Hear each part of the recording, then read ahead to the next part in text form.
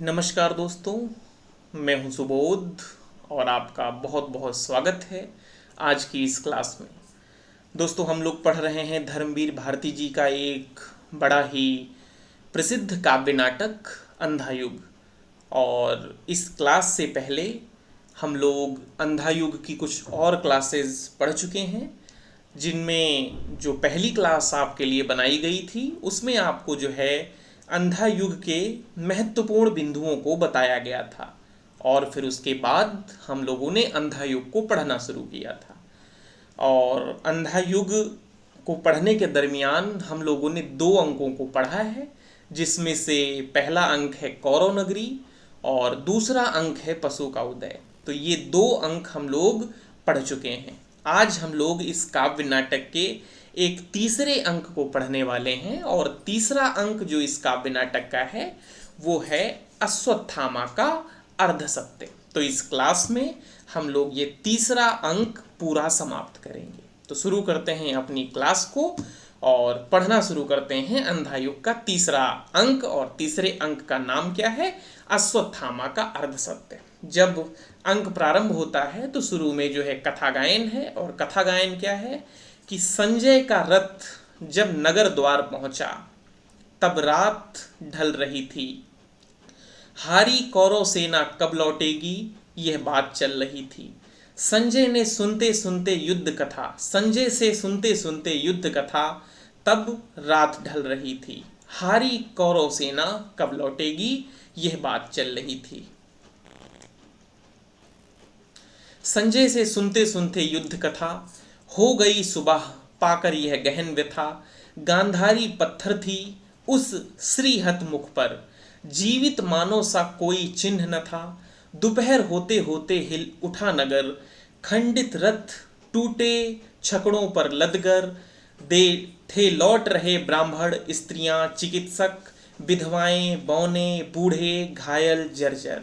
जो सेना रंग बिरंगी ध्वजा उड़ाते, रौंदते हुए धरती को गगन कपाते, थी गई युद्ध को 18 दिन पहले, उसका यह रूप हो गया आते आते। यानी जो ये कथा वर्णित की गई है, ये कथा जो है 18वें दिन की शाम की है।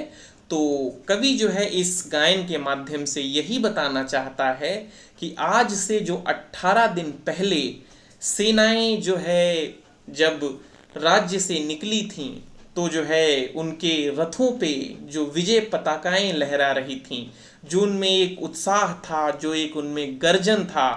कवि लिखता है कि रौंदते हुए धरती को गगन कपाते हुए जो सेनाएं निकली थीं, वो जो है 18 दिन के बाद आज आते आते उनका ये रूप हो गया है। तो ये जो है शुरू में एक कथा गायन आता है और उसके बाद पर्दा उठता है, प्रहरी खड़े हैं, विदुर का सहारा लेकर धृतराष्ट्र प्रवेश करते हैं। धृतराष्ट्र क्या कहते हैं? धृतराष्ट्र कहते हैं, देख नहीं सकता हूं पर मैंने छू छू कर अंग भंग सैनिकों को देखने की कोशिश की बाह के पास से।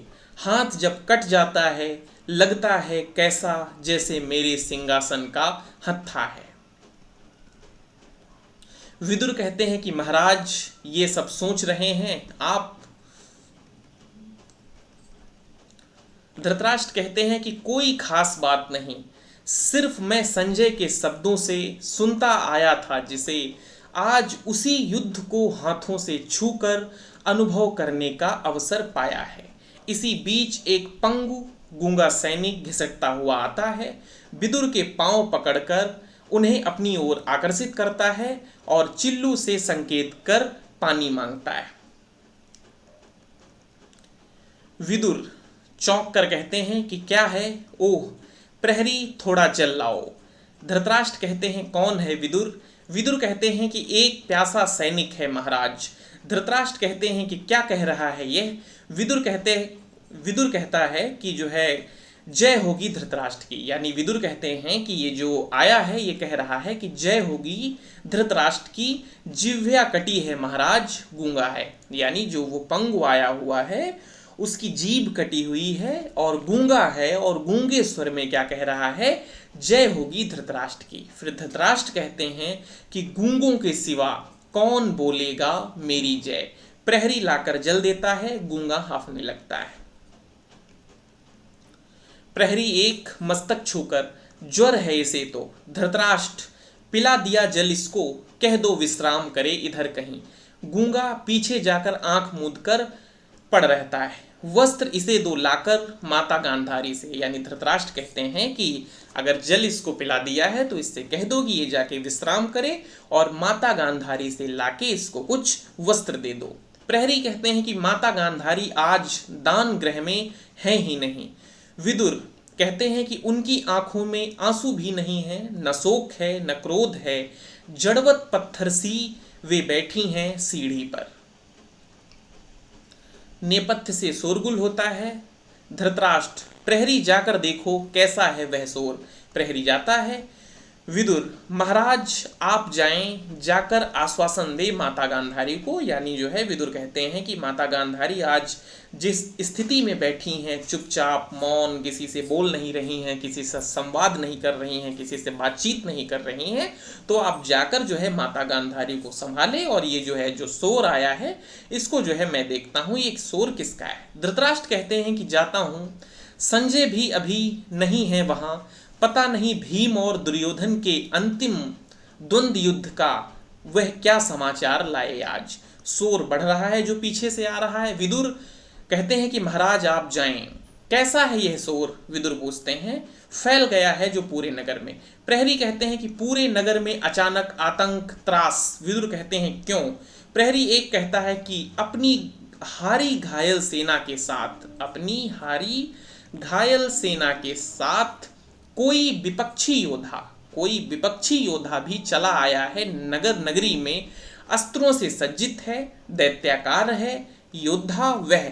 जनता कहती है कि वह नगरी को लूटेगा। यानी ये जो शोर है, ये शोर नगरवासी क्यों मचा रहे हैं? कोई एक योद्धा जो विपक्ष का है, यानी पांडवों के दल का है, वो जो है नगरी में आ गया है। अभी आपको आगे चल के पता चलेगा कि योद्धा जो नगरी में आया है वो कौन है। फिलहाल जब वो योद्धा आया है तो नगरी में जो है एक तरीके से कौतूहल मचा हुआ है कि ये तो विपक्ष का है, ये हम लोगों को लूटेगा। वैसे भी हमारे जो है इन लोगों ने नगर की तमाम लाखों लाख स्त्रियों को विधवा किया है, सब कुछ बर्बाद कर दिया है, और ये अब नगर में भी आ गए हैं, तो कुछ ना कुछ इनके अंदर मन में चल रहा होगा अनिष्ट का। विदुर कहते हैं कि छी, यह सब मिथ्या है, मैं खुद जाकर उसको देखूंगा, रक्षा करो तुम राजकक्ष की। विदुर कहते हैं कि ये बात सही नहीं है, मैं उसे जाकर स्वयं देखूंगा कि वह कौन है और यहाँ पे क्या करने आया है। अब दो प्रहरी आपस में संवाद करते हैं कि प्रहरी दो कहता है कि क्या तुमने देखा था अपनी आंखों से उस योद्धा को? प्रहरी एक कहता है कि मायावी है वह, रूप धारण करता है नित नए नए, बंद कर दिया जब रक्षक गण ने नगर द्वार, धारण कर रूप एक गिद्ध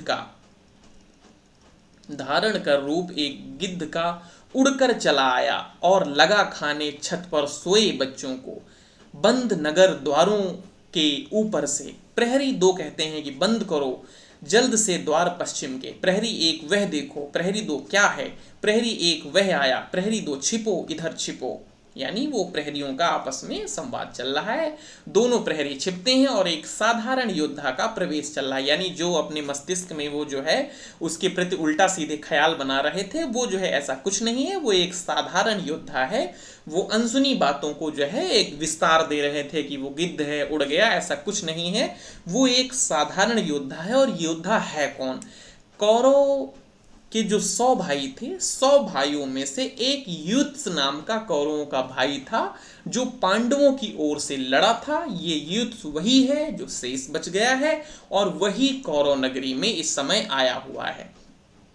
युत्स कहता है कि डरने में उतनी यातना नहीं है जितनी वह होने में जिससे सबके सब केवल भय खाते हों। वैसा ही मैं हूं आज। ये है महल मेरे पिता मेरी माता के, लेकिन कौन जाने यहाँ स्वागत हो मेरा एक जहर बुझे भाले से।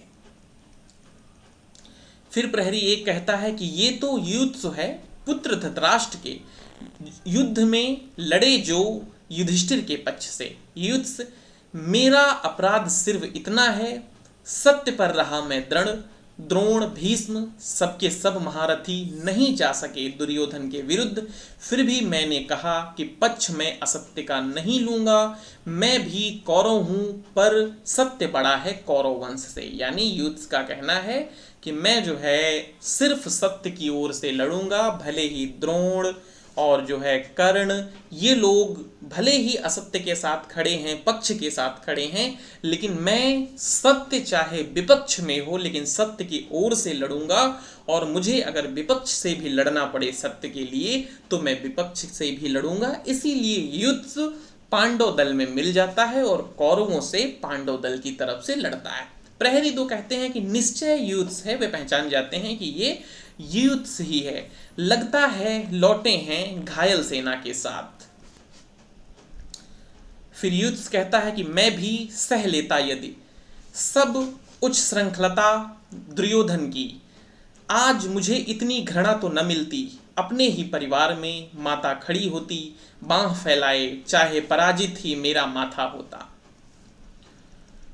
विदुर कहते हैं कि दृढ़ रहा हूं, विदुर आते हैं और कहते हैं कि दृढ़ रहा हूं, कब से तुमको युद्ध वत्स ढूंढ रहा हूं, कब से तुमको युद्ध वत्स, अच्छा किया तुम जो वापस चले आए। प्रहरी जाओ, जाकर माता गांधारी को सूचित करो, पुत्र शोक से पीड़ित माता तुम्हें पाकर शायद दुख भूल जाएं। यानी माता गांधारी शोक में है कि उनके सारे पुत्रों का जो है वध कर दिया गया है, सारे पुत्र उनके मार दिए गए हैं, शायद वो तुमको देखें और इस बात से वो खुश हो जाएं कि कम से कम मेरा एक पुत्र तो शेष रह गया है।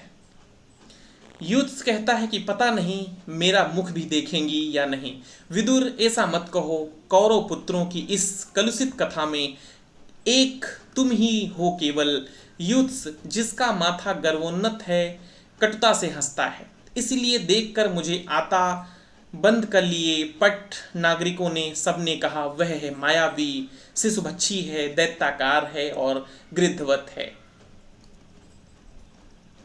विदुर कहते हैं कि इस पर विषाद मत करो युद्ध, अज्ञानी भय डूबे साधारण लोगों से यह तो मिलती ही है सदा उन्हें, जो एक निश्चित परिपाटी से होकर पृथक अपना पथ अपने आप निर्धारित करते हैं। ये जो है विदुर का एक बड़ा ही जो है प्रसिद्ध कथन आपके लिए हो जाएगा और बड़ी बात कह रहे हैं विदुर। विदुर ये कह रहे हैं कि जो है ये तो सदा उन्हें मिलता है, जो परिपाटी से थोड़ा सा भी जो है हट के चलते हैं उनको सबसे पहले दंश झेलना पड़ता है अपने ही लोगों का।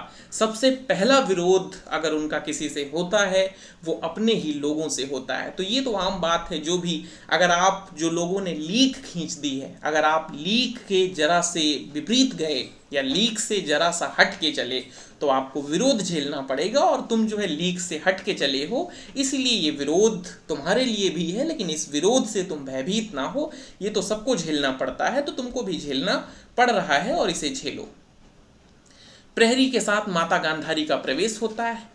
प्रहरी 2 माता गांधारी पधारी हैं, युद्ध चरण छूता है, गांधारी निश्चल खड़ी रहती हैं। विदुर माता ये हैं युद्ध चरण छू रहे हैं, इनको आशीष दो।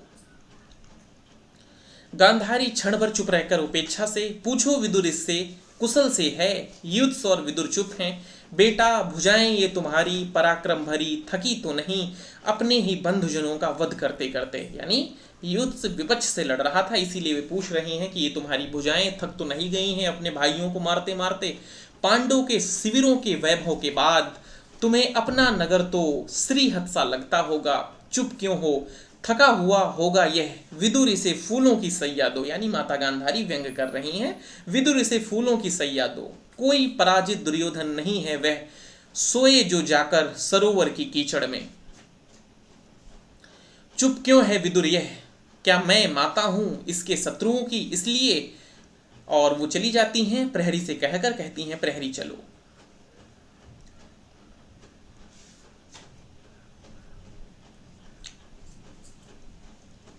फिर विदुर कहते हैं कि माता यह शोभा नहीं देता तुम्हें, माता रुकती नहीं और वे चली जाती हैं। युद्ध कहते हैं कि यह क्या किया, मां ने यह क्या किया।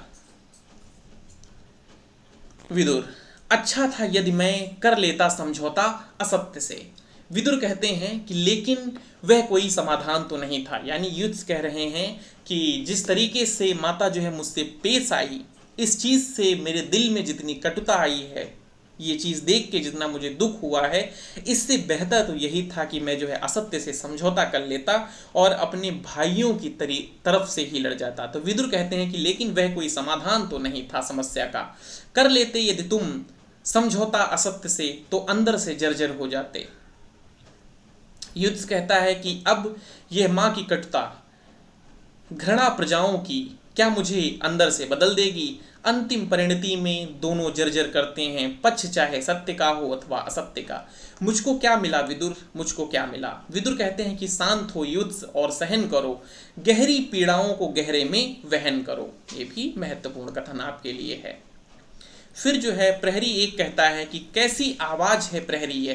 कुछ देर पूर्व गूंगे के हांफने की एक आवाज आती है और सहसा तेज हो जाती है। तो प्रहरी एक कहता है कि कैसी आवाज है प्रहरी यह, वह गूंगा सैनिक है शायद दम तोड़ रहा है। विदुर कहते हैं कि यह लो युद्ध, उसे जल दो और स्नेह दो, मर्तों को जीवन दो, झेलो कटुता को। यानी जो अभी शुरू में एक गूंगा व्यक्ति आया था और वो अब चीख रहा है, तो विदुर कहते हैं कि इसको जल पिला दो युद्ध से। युद्ध गूंगे के पास जाता है, गोद में रखो सर, मुंह खोलो ऐसे, हाँ खोलो आंखें। युद्ध उससे कहते हैं, गूंगा आंखें खोलता है, पानी मुंह से लगाता है, सहसा वह चीख उठता है, गिरता पड़ता हुआ घिसता हुआ भागता है। प्रहरी दो, यह क्या हुआ। युद्ध, मैं हूं अपराधी, यह एक अश्वरोही कौरव सेना का है, यह एक अश्वरोही कौरव सेना का है। मेरे अग्निबाणों से झुलस गए थे घुटने इसके, नष्ट किया है खुद मैंने जिसका जीवन, वह कैसे अब मेरी ही करुणा स्वीकार करे। मेरी यह परिणति है, स्नेह भी अगर मैं दूं तो वह स्वीकार नहीं। औरों को व्यास ने कहा है मुझसे, कृष्ण जिधर होंगे जय भी उधर होगी। जय है यह कृष्ण की जिसमें मैं बधिक हूं, मात्र वंचित हूं, सबकी घृणा का पात्र हूं। विदुर कहते हैं कि आज इस पराजय की सेवा में पता नहीं जाने क्या झूठा पड़ गया कहां, सबके सब कैसे उतर आए अपनी धुरी से आज। एक एक कर सारे पहिए हैं उतर गए जिससे, वह बिल्कुल बिल्कुल निकम्मी धुरी तुम हो, क्या तुम हो प्रभु। सहसा अंतापुर में भयंकर अंतर्नाद। युद्ध, यह क्या हुआ विदुर। विदुर कहते हैं कि प्रहरी जाकर तुम देखो। प्रहरी एक जाकर तुरंत लौटता है। प्रहरी कहता है कि संजय समाचार लाए हैं। विदुर, क्या। युद्ध, द्वंद्व युद्ध में राजा दुर्योधन पराजित हुए। संजय ये समाचार लेके आए हैं कि द्वंद्व युद्ध में जो इनका आखिरी युद्ध भीम से होना था, उसमें जो है राजा दुर्योधन पराजित हो गए हैं। उसके बाद विदुर और युद्ध झपट कर जाते हैं, अंतर्नाद बढ़ता है। पीछे से कोई घोषणा करता है कि राजा दुर्योधन पराजित हुए। पीछे का पर्दा उठने लगता है। पांडवों की संवेद हर्ष ध्वनि और जय जयकार सुन पड़ती है। वनपथ का दृश्य है, धनुष चढ़ाए भागते हुए कृतवर्मा और कृपाचार्य आते हैं। कृतवर्मा कहते हैं कि यहीं कहीं छिप जाओ, यहीं कहीं छिप जाओ। कृपाचार्य शंख ध्वनि करते हुए जीते हुए पांडवगढ़ लौट रहे हैं अपने अपने शिविरों को। कृपाचार्य कहते हैं ठहरो, उठाओ धनुष, वह आ रहा है कौन। कृतवर्मा कहते हैं कि नहीं नहीं, वह अश्वत्थामा है, छद्म वेश धारण कर देखने गया था युद्ध दुर्योधन और भीम का। अश्वत्थामा कहते हैं कि मातुल सुनो, मारे गए राजा दुर्योधन। कृपाचार्य कहते हैं लेकिन अधर्म से। चुप रहने का संकेत करते हैं, छिप जाओ पांडवों से होकर पृथक। क्रोधित बलराम। कृतवर्मा इधर आते हैं और कृष्ण भी हैं साथ में। कृपाचार्य उनके साथ सुनो, बलराम ध्यान से सुनो। केवल नेपथ्य से बलराम की आवाज आती है, नहीं नहीं नहीं, तुम कुछ भी कहो कृष्ण, निश्चय ही भीम ने किया है अन्याय आज। उसका अधर्मवार अनुचित था, उसका अधर्मवार अनुचित था। यानी जो है बलराम कह रहे हैं कृष्ण से कि भीम ने जिस तरीके से दुर्योधन का वध किया, वो जो है उसका वार अधर्म पूर्वक था। कृपाचार्य जाने क्या समझा रहे हैं कृष्ण। बलराम नेपथ्य से स्वर बलराम का आता है कि पांडव संबंधी हैं तो क्या कौरव शत्रु हैं। मैं तो आज बता देता भीम को, पर तुमने रोक दिया। जानता हूं मैं तुमको सैसों से रहे हो सदा मर्यादाहीन कूट बुद्धि। कृपाचार्य धनुष रखते हुए उधर मुड़ गए दोनों। बलराम नेपथ्य स्वर दूर जाता हुआ, जाओ हस्तिनापुर, समझाओ गांधारी को, यानी बलराम कह रहे हैं कृष्ण से, कुछ भी करो कृष्ण, लेकिन मैं कहता हूं सारी तुम्हारी कूटबुद्धि और प्रभुता के बावजूद शंख ध्वनि करते हुए अपने शिविरों को जाते हुए पांडवगण वे भी निश्चय मारे जाएंगे अधर्म से। अश्वत्थामा दोहराते हुए वही बात बलराम की कि वे भी निश्चय मारे जाएंगे अधर्म से। कृपाचार्य कहते हैं वत्स, किस चिंता में लीन हो, वे भी निश्चय ही मारे जाएंगे अधर्म से। अश्वत्थामा सोच लिया, मातुल मैंने बिल्कुल सोच लिया, उनको मैं मारूंगा, मैं अश्वत्थामा उन नीचों को मारूंगा। कृपाचार्य व्यंग्य से कहते हैं कि जैसे तुमने मारा था वृद्ध याचक को, अश्वत्थामा चिढ़कर, हाँ बिल्कुल वैसे ही, जब तक निर्मूल नहीं कर दूंगा मैं पांडव वंश को। कृतवर्मा कहते हैं कि लेकिन अश्वत्थामा, पांडव पुत्र बूढ़े नहीं हैं, निहत्थे नहीं हैं, अकेले नहीं हैं, खत्म हो चुका है यह लज्जाजनक युद्ध, अपनी अर्धयुक्त उज्ज्वलता वीरता कहीं और आजमाओ, हे पराक्रम सिंधु। अश्वत्थामा कहता है कि प्रस्तुत हूं उसके लिए मैं कृतवर्मा, व्यंग मत बोलो, उठाओ शस्त्र, पहले तुम्हारा वध करूंगा, तुम जो पांडवों के हितैषी हो।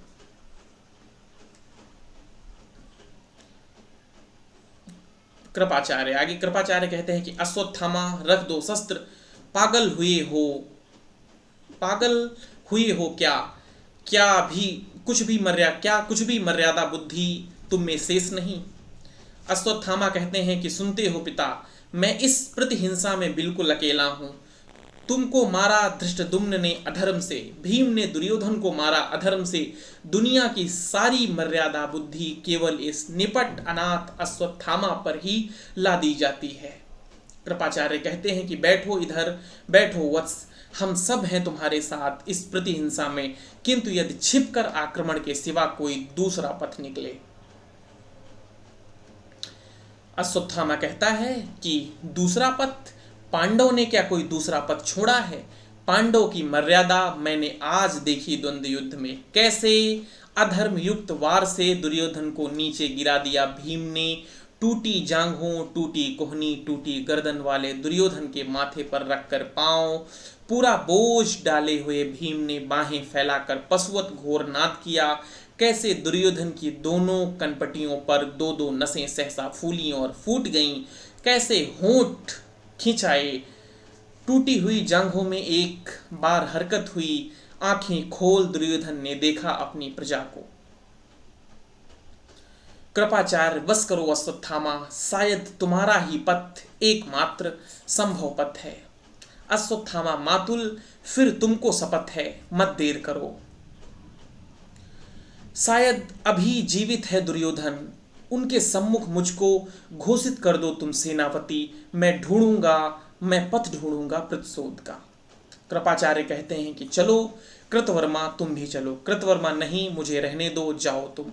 कृपाचार्य और अश्वत्थामा जाते हैं। कृतवर्मा चले गए दोनों। कायर नहीं हूं मैं, दुख है मुझे भी दुर्योधन की हत्या का, किंतु यह कैसा विभत्स आडंबर है। हड्डी हड्डी जिसकी टूट गई है, वह हारा हुआ दुर्योधन करेगा नियुक्त इस पागल को सेनापति, जिसका सेना में है शेष बचे, जिसकी सेना में है शेष बचे केवल दो, बूढ़े कृपाचार्य और कायर कृतवर्मा। यह है अछौड़ी कौरव सेना की परिणति। जाने दो कृतवर्मा, मौन रहो। पक्ष लिया है दुर्योधन का तो अपनी अंतिम सांसों का निर्वाह करो। यानी अश्वत्थामा इस समय चाहता है कि अभी भी दुर्योधन में कुछ सांसें शेष बची हैं और मुझे ये जो है सेनापति बना दे, और मैं फिर से युद्ध करके, वो चाहे छुप के, वो चाहे अनीति से, कैसे भी मैं जो है पांडवों पे आक्रमण करूंगा और उसके वंश को निर्मूल करूंगा, पूरे वंश को उसको खत्म करूंगा। ये जो है अश्वत्थामा इस समय सोच रहा है। कृपाचार्य, देख नहीं सका मैं यह देर तक कि वह भयानक दृश्य।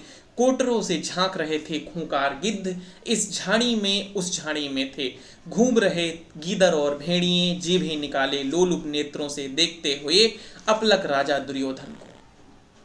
कृतवर्मा व्यंग से कहता है कि फिर कैसा सेनापति अश्वत्थामा का अभिषेक हुआ।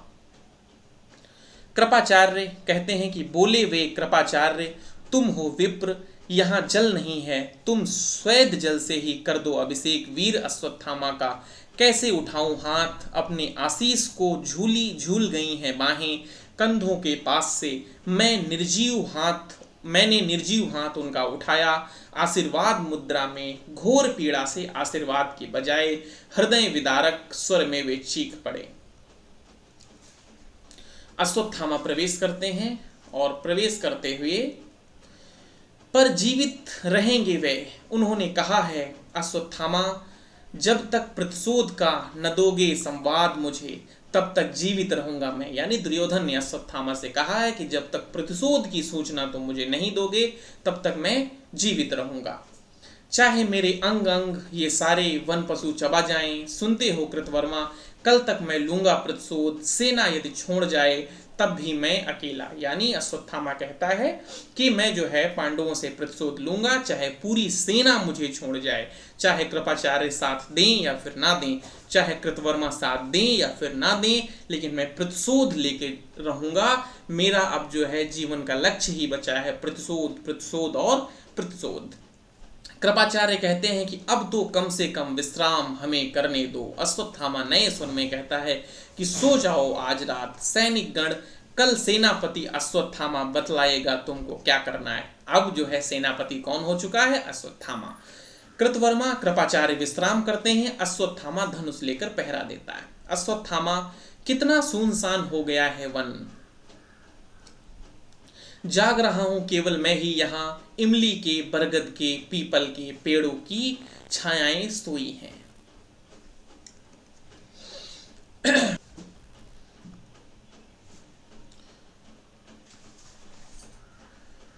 अश्वत्थामा जो है चीखता है और कहता है कि मिल गया मातुल, मुझे मिल गया।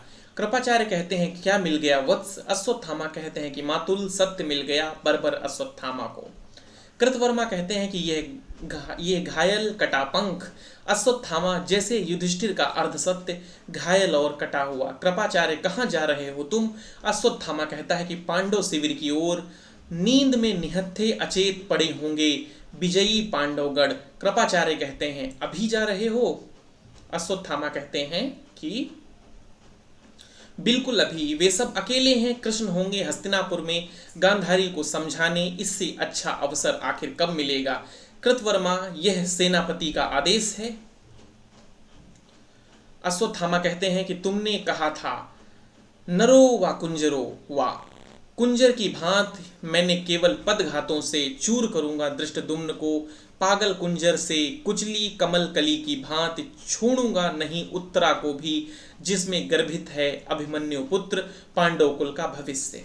यानी वो जो है ये प्लान बनाता है कि इस समय जो पांडवगढ़ हैं वो जो है बड़ा मगन होके कि हम लोग दुर्योधन को मार के युद्ध जीत चुके हैं, अपने अपने शिविरों में सोए हैं और मैं छुपके से जाऊंगा, सारे पांडवों को मार दूंगा और उत्तरा के गर्भ में जो है जो इनका जो है एक कुलवंश जीवित है उसको भी मैं जो है नष्ट कर दूंगा। कृपाचार्य कहते हैं कि नहीं नहीं नहीं, ये मैं नहीं होने दूंगा। अश्वत्थामा कहते हैं कि होकर रहेगा ये, साथ नहीं दोगे तो अकेले जाऊंगा जाऊंगा जाऊंगा। कृपाचार्य कहते हैं कि रुको, किंतु सोचो अश्वत्थामा, कृपाचार्य नहीं चाहते कि जो उत्तरा के गर्भ में पांडवों का जो कुलवंश पल रहा है उसका जो है उसकी जो है हत्या कर दी जाए। लेकिन अश्वत्थामा कहते हैं कि मैं सेनापति हूं और ये मेरा आदेश है, और अगर इस आदेश का तुम लोग पालन नहीं करते हो फिर भी मैं जाऊंगा और जो है पांडवों को भी मारूंगा और उत्तरा के गर्भ में उस अभिमन्यु के पुत्र को भी मैं मार दूंगा जो उत्तरा के गर्भ में पल रहा है। तो ये जो है तीसरा अंक था। तीसरा अंक यहीं पे समाप्त होता है। अगला अंक आपको अगली क्लास में पढ़ाया जाएगा। धन्यवाद।